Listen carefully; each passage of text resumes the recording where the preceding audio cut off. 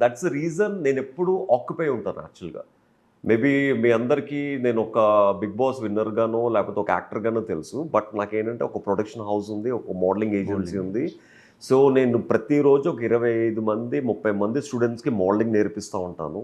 And మిగిలిన టైంలో ad films చేస్తూ ఉంటాను, డైరెక్ట్ చేస్తూ ఉంటాను, ఈవెంట్స్ చేస్తూ ఉంటాను.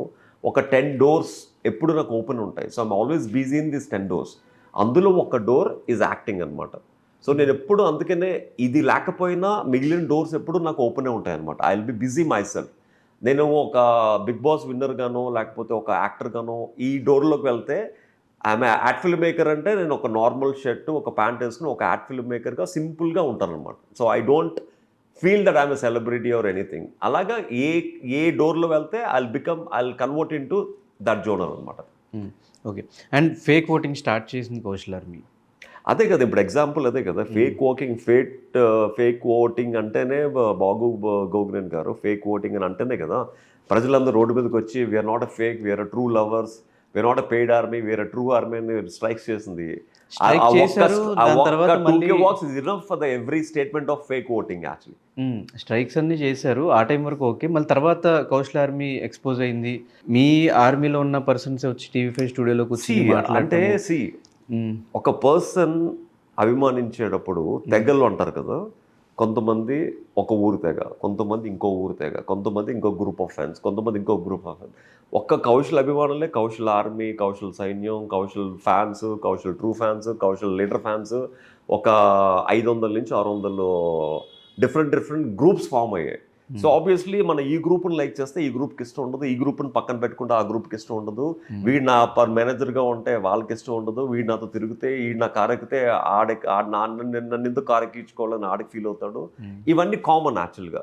సో అలాగా ఒక గ్రూప్కి మధ్య ఇష్యూస్ని ఈ గ్రూప్లో ఉన్న వాళ్ళు ఈ గ్రూప్లో ఉన్న వాళ్ళకి మధ్య ఎప్పుడైతే ఆ ఫైట్స్ జరిగాయో పాపం ఈ గ్రూప్లో వాళ్ళు డెఫినెట్గా కొంచెం ఫైనాన్షియల్గా స్ట్రాంగ్ ఉంటే మిమ్మల్ని జైల్లో పెట్టిస్తాం, మిమ్మల్ని ఎక్స్పోజ్ చేస్తాం అంటే ఈ గ్రూప్ భయపడి వణుకుపోతుంటే ఆ గ్రూప్ని పక్కన పెట్టి నేను వెళ్తే అక్కడ నేను దొరికాను తప్ప, అంటే వాళ్ళు నన్ను టార్గెట్ చేశారు తప్ప పర్సనల్గా ఎవరిని టార్గెట్ చేయలేదు. It's all about the what you call selfish అనమాట. అంటే ఈగో ప్రాబ్లమ్స్ క్రియేట్ అయ్యే తప్ప this is nothing actual. So Kaushal army కౌశల్కి నెగిటివ్గా తయారైంది అంటే ఇట్స్ ఈగో. ఇప్పుడు నేను ఒక ఫ్యాన్ బేస్కి నేను క్లోజ్గా ఉంటే ఇంకొక ఫ్యాన్ బేస్కి కోపం, ఇంకొక ఫ్యాన్ బేస్కి క్లోజ్గా ఉంటే ఇంకొక ఫ్యాన్ బేస్కి కోపం.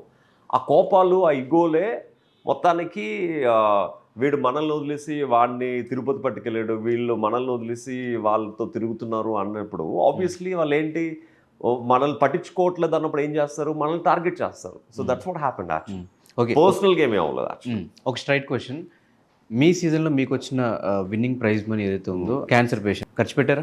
అంటే ఒక విన్నింగ్ ప్రైజ్ 50 లక్షలు, మనకు వచ్చింది 32.5 something, 33 something after 30% entertainment tax.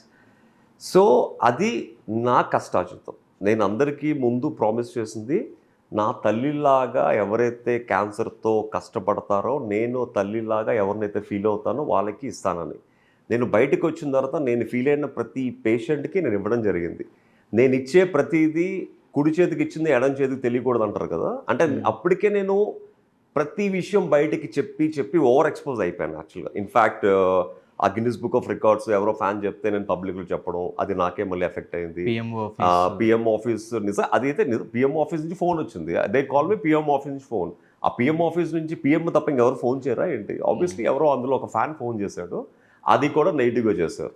ఆ డాక్టరేట్ ఎవరో వచ్చి సార్ మిమ్మల్ని డాక్టరేట్కి one of my friend recommended అంటే I use to tell everything to the public అనమాట. సో ఎప్పుడైతే ఇవన్నీ ఎఫెక్ట్ అయిందో ఐ సెడ్ ఇవన్నీ ప్రతిదీ చెప్పుకుంటూ పోతే తప్పులు ఎదుగుతూనే ఉంటారు. అది నాకు సంబంధించిన మనీ నా తల్లికి ప్రామిస్ చేశాను, నా తల్లి సాక్షిగా నేను ఇవ్వాలనుకున్నాను, ఇచ్చేసాను. అది నేను ఇచ్చాడు అనుకుంటే ఇచ్చాను, ఇవ్వలేదు అనుకుంటే ఇవ్వలేదు. దానివల్ల నాకు ఫర్క్ అని పడదు. అది నా ఆత్మకి సంబంధించింది, నా తల్లి ఆత్మకి సంబంధించి. I said that I'll give. నేను అంత జెన్యూన్గా ఇవ్వడం జరిగింది కాబట్టి నేను ఇచ్చిన దానికి 10 రెట్లు ఎక్కువ దేవుడు నాకు ఇచ్చాడు విత్ ఇన్ 6 monthsలోనే.